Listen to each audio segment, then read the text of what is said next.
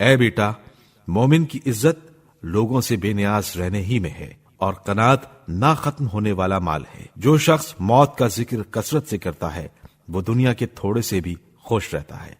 اگر کسی شخص کو یہ نقطہ سمجھ میں آ جائے کہ اس کا کلام اس کے کام کا حصہ سمجھا جاتا ہے تو وہ کم بولے گا، اور وہ بھی اس وقت کہ جب بولنے میں کوئی فائدہ یا نفع ہو۔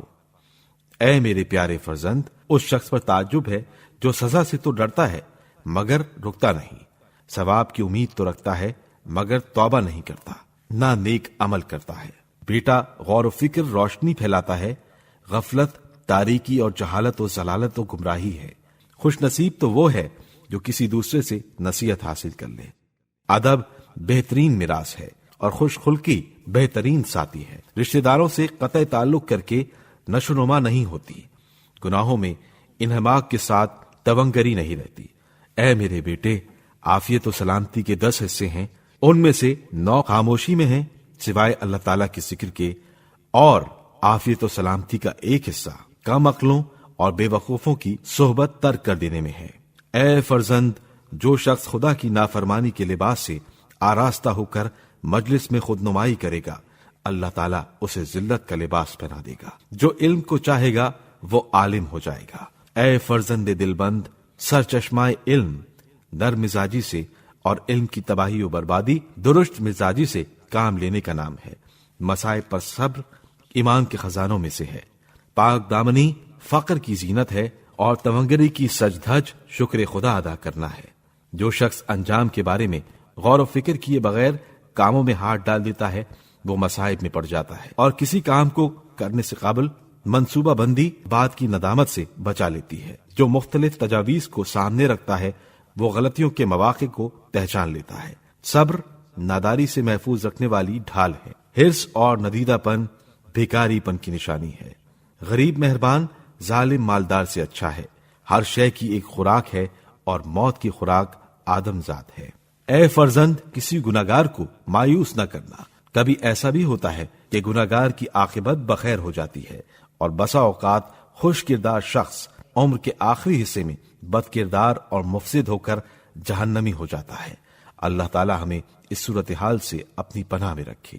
اے بیٹا، جو شخص سچ کی حرارت برداشت کر لیتا ہے اس پر سختی اور بوجھ ہلکے ہو جاتے ہیں۔ نفس کی مخالفت کے وسیلے سے ہی اس کی صحیح رہنمائی ہوتی ہے۔ ساعتیں عمروں کو کم کر رہی ہیں۔ سب حاکموں کے حاکم اور ضمیروں میں پوشیدہ باتوں کے عالم کی جانب سے باغیوں اور ستمگروں کے لیے ہلاکت ہے۔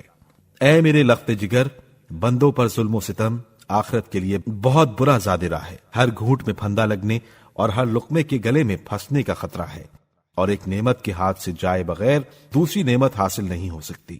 آسانی سختی سے، تنگ دستی مالداری سے، موت زندگی اور بیماری صحت سے کتنی قریب ہے۔ لہذا خوش قسمت ہے وہ جو اپنے عمل، علم، محبت، دشمنی، لین دین، گفتگو، خاموشی قول اور عمل کو صرف اور صرف خدا کے لیے انجام دے۔ قابل مبارکباد ہے وہ عالم جو کوشش کرے اور اچانک موت کے آ جانے سے ڈرتا رہے اور انجام کے لیے تیار رہے۔ اگر اس سے کچھ پوچھا جائے تو وہ نصیحت کرے، اور اگر سوال نہ کیا جائے تو خاموش رہے۔ اس کی گفتگو حقیقت پر مبنی ہو اور اس کی خاموشی جواب سے عاجزی کی وجہ سے نہ ہو۔ لعنت ہے ایسے شخص پر جو محرومی، ذلت اور نافرمانی سے دوچار ہو اور اپنے لیے اس چیز کو پسند کرے جسے دوسروں کے لیے ناپسند کرتا ہے، اور لوگوں کے ایسے امور کو عیب سمجھے جو خود انجام دیتا ہو۔ اے میرے پیارے بیٹے، جان لو جس کا لہجہ نرم ہوتا ہے اس کی محبت لوگوں کے دلوں میں ضرور ہوتی ہے۔ اللہ تعالیٰ تمہیں تمہاری ترقی میں کامیابی کی توفیق دے اور اپنی قدرت کے ذریعے اپنے اطاعت گزاروں میں تمہارا شمار کرے۔ بے شک وہ احسان کرنے والا اور کریم ہے۔